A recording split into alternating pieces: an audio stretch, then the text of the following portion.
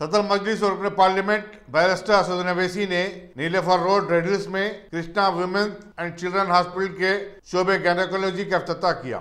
इस मौके पर मजलिस रुकन असम्बली जाफर हुसैन मेराज, मजलिस के मुंतखब कॉर्पोरेटर्स और दूसरे भी उनके हमरा थे। कृष्णा हॉस्पिटल के मैनेजिंग डायरेक्टर ने बैरिस्टर अवैसी का खैर मकदम किया और उनकी गुलपोशी की।